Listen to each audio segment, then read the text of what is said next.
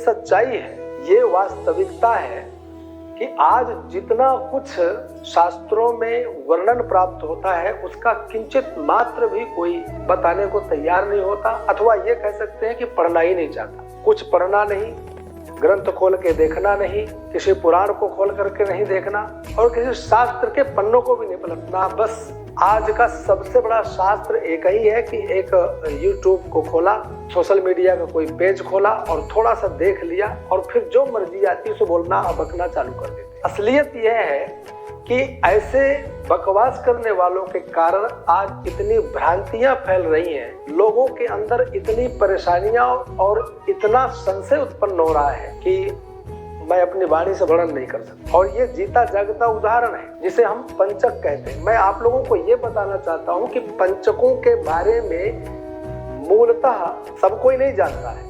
जिसने ज्योतिषीय शास्त्रों का अध्ययन नहीं किया, गुरुजनों के समीप में जाकर नहीं बैठा है, उसको उन पंचक के बारे में किंचित मात्र जानकारी नहीं है और बिना जानकारी के अथवा कम जानकारी के कारण और जो कुछ मन में आता वो बकते चले जाते हैं। और इनके इस प्रकार के वक्तव्य से, इस प्रकार के व्यवहार से जो लोगों में अंदर संशय उत्पन्न होता है, जो भ्रांतियां उत्पन्न होती हैं, वो उन लोगों का भी नुकसान करती हैं जो वास्तव में मुहूर्तों के अनुसार चलना चाहते हैं, जो मुहूर्तों के अनुसार ही सारा व्यवहार करना चाहते हैं। पंचकों के बारे में आप जानते ही होंगे, ज्यादा कुछ कहने की आवश्यकता नहीं है। 5 ऐसे नक्षत्र होते हैं, जब वह नक्षत्र आते हैं तो वह 5 दिन तक चलते हैं और 5 दिन पंचक रहता है। उन पंचकों के अंदर कुछ कार्य किए जाते हैं, कुछ कार्य नहीं किए जाते। कुछ कार्य ऐसे हैं जिनको करने से दोष होता है और कुछ कार्य ऐसे हैं जिनको करने से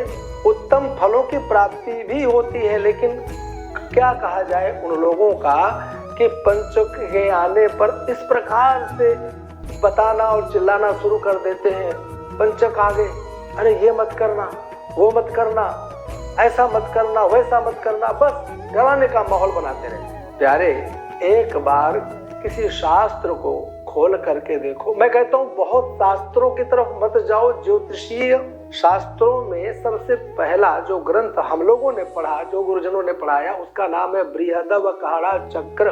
बृहद अवकाहड़ा चक्र जो एक साधारण सी छोटी सी पुस्तक है जिसमें ज्योतिष का प्रारंभिक ज्ञान भरा हुआ है।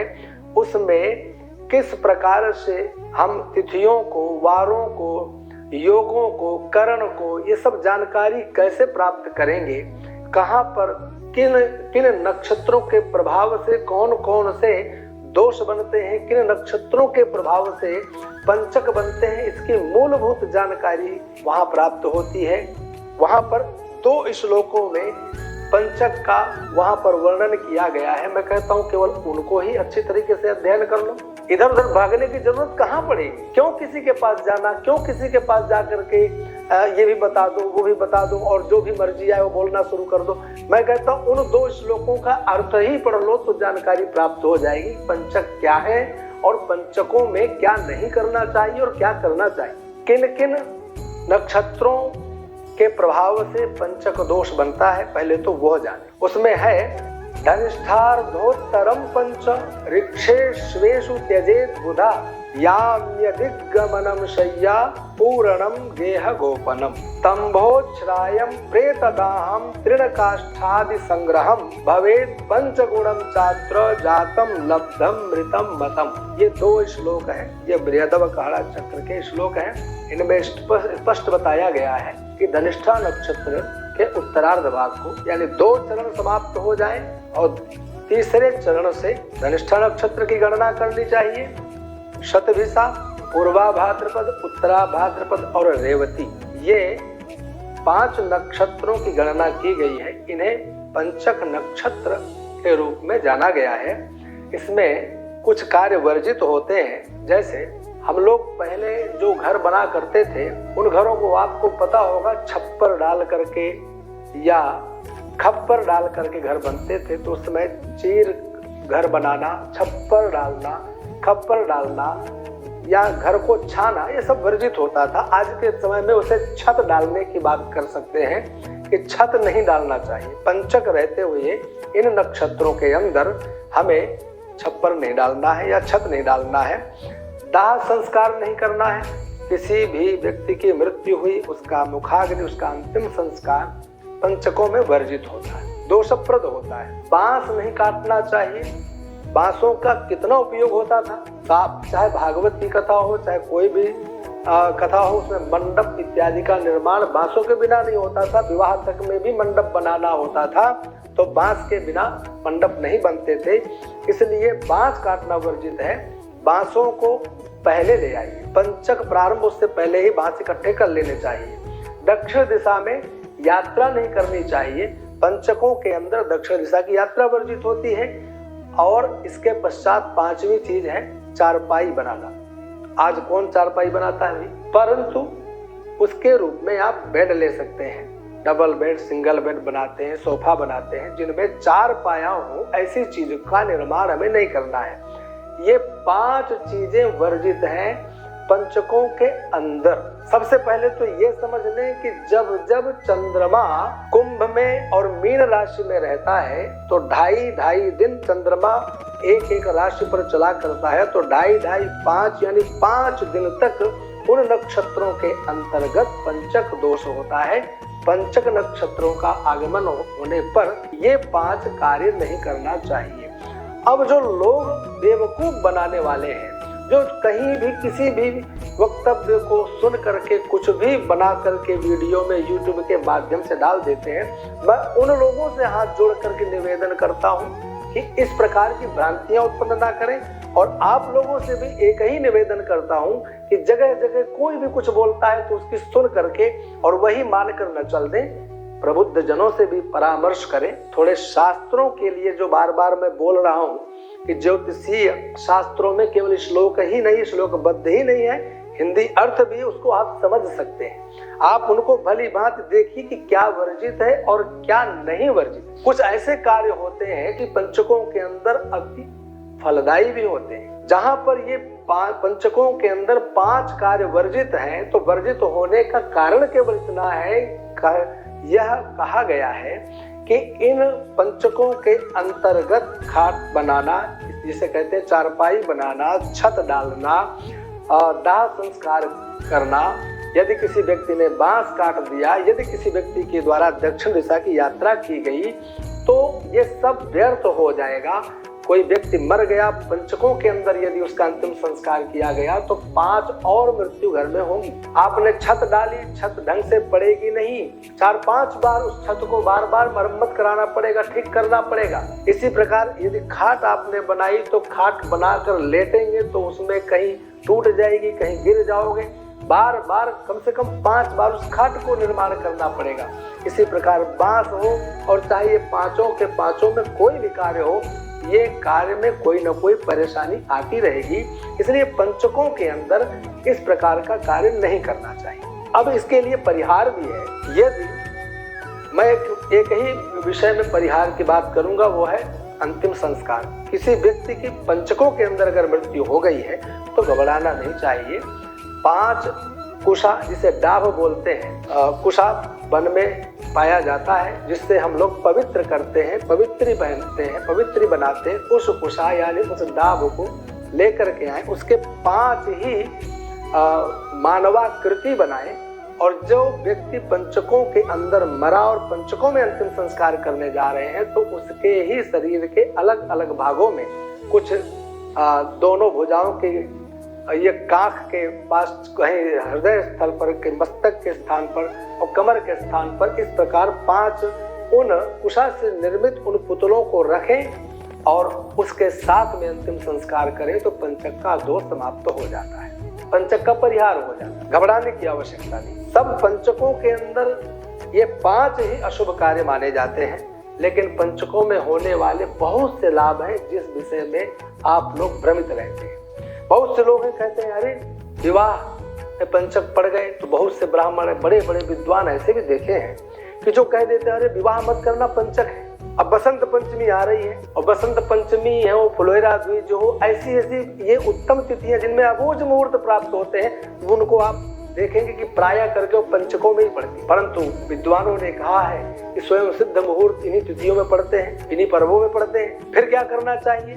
तो उन मूर्खों के चक्कर में ना पड़े। आप लोग सविवेक पूर्वक विचार करें कि उन महापुरुषों के द्वारा जो लिखा गया वो गलत नहीं था। इन 5 के अलावा बहुत से ऐसे कार्य जिनमें बहुत उत्तम फलों की प्राप्ति होती है, उस विषय में आप लोग निश्चिंत रह करके विचार करें। जैसे गृह प्रवेश है, उत्तम फल, गृह प्रवेश आप करें, आपके घर में सौमनस्य, सद्भाव, धन द्रव्य सब कुछ बढ़ता जाएगा। अगर पंचकों के अंदर आप गृह प्रवेश करते हैं, गृहारंभ करना, व्यापार करना, वाणिज्य कर्म करना, आप आभूषण गहने खरीदते खूब खरीदिए, आप शेयर सट्टे का कार्य करते खूब करिए, पंचक के अंदर कोई भूमि क्रय विक्रय करना खूब करिए। पंचकों के अंदर आप अगर ये जो बताए गए कर्म हैं जिनमें विवाह, गृह प्रवेश, गृहारंभ, व्यापार, आभूषण खरीदना, शेयर बाजार का कार्य, सट्टे का कार्य एवं भूमि का क्रय विक्रय, ये सभी वस्तुएं यदि पंचकों के अंदर आप करते हैं तो ये 5 बार अथवा 5 गुना आपको फल देंगे, ये शास्त्र कहते हैं। इसलिए भ्रांति में ना पड़े कि पंचक में आप भूमि नहीं खरीद सकते, गृह प्रवेश नहीं कर सकते, गृहारंभ नहीं कर सकते। मैं आज इसलिए आप सब लोगों के सामने ये बात बता रहा हूं कि मैं बहुत से लोगों के द्वारा, मैंने कितने लोगों को बताया कि भाई ये कार्य कर लेना, हमारी सुन लिया और बाद में किसी मूर्ख के चक्कर में पड़ा, उसने उस कार्य को किया ही नहीं। जबकि हमने बहुत सोच विचार करके बहुत अच्छी प्रकार से पंचांग देख करके उसको मुहूर्त बताया, लेकिन किसी व्यक्ति ने, मैं नाम नहीं लूंगा, ऐसे कई व्यक्ति हैं, मेरे नाम स्मरण भी है, कि बिल्कुल ये कार्य मत करना, पंचक है, और उस मूर्ख ने नहीं किया और बाद में किया और चौपट कर दिया। तो आप लोग इस प्रकार के कार्य मत करें, वह कार्य करें जो शास्त्र विहित कर्म है, उसको करने से ही हमें लाभ होता है। पंचक में सब कुछ नुकसान नहीं होता है, पंचक में बहुत से फायदे भी होते हैं। अब एक चीज और बताऊं मैं आपको कि पंचक दोष, पंचक के अंतर्गत यदि किसी की मृत्यु हुई है और पंचक में ही आपने अंतिम संस्कार किया है और 5 पुतलों को जला भी दिया है, तब उस परिस्थिति में यह नहीं माना जा सकता है कि पंचक दोष का पूरा परिहार हो गया। उसमें भी एक नियम होता है कि जिस नक्षत्र के अंदर उस व्यक्ति की मृत्यु हुई है, यानी उन 5 नक्षत्रों के अंतर्गत किसी एक नक्षत्र के दिन में ही उसकी मृत्यु हुई है, तो जब उसका अंतिम संस्कार हो जावे और कार्य परिपूर्ण हो जावे, जिस दिन 13वां समय आए, जिस दिन 13 ब्राह्मणों को भोजन कराते हैं, उस दिन ब्राह्मणों के द्वारा ही वह व्यक्ति उसके निमित्त, उस दोष के परिहार निमित्त उस नक्षत्र का संख्या के अनुसार जप करावे एवं 5 नक्षत्रों के 5 स्वामियों को बैठा करके उनका पूजन करे, यानी वेदी बनाकर उन 5 नक्षत्रों के नक्षत्र स्वामियों का पूजन करे, पश्चात हवन करे। वहां पर जाकर के नक्षत्र दोष, पंचक दोष का शमन हो जाता है और ये जो उस व्यक्ति के जीवन में ये दोष आता है कि पंचकों में मरने वाले के यहाँ 5 मृत्यु और होगी, उसका परिहार हो जाता है। तो मैं आप सब लोगों से केवल एक ही निवेदन करता हूँ कि जो मैंने आप लोगों को पंचक के बारे में बताया है, उसको सुन करके आप इतना आनंद पूर्वक अपने कार्यों को करें, किसी प्रकार का संशय नहीं रखें, किसी प्रकार की कोई आशंका नहीं रखना चाहिए। 5 चीज मैंने आपको अलग अलग बता दी है। स्वतंत्रता पूर्वक अन्य सभी कार्यों को आप पंचकों में भी संपादन कर सकते हैं, किसी प्रकार का कोई दोष नहीं है। हाँ, एक परिहार मैं और बता देना चाहता हूँ कि पंचक के अंदर अगर यात्रा करनी हो, वह भी दक्षिण दिशा की यात्रा करनी हो, क्योंकि मैंने आपको बताया था ना कि कुंभ और मीन राशि के चंद्रमा के रहते पंचक दोष होते हैं, यानी धनिष्ठा से लेकर के रेवती तक के नक्षत्र उस समय होते हैं। अब किसी व्यक्ति का कुंभ के चंद्रमा में ही यात्रा सुगम होती है और उस समय उसे दक्षिण जाना पड़ता है, तब वो क्या करेगा?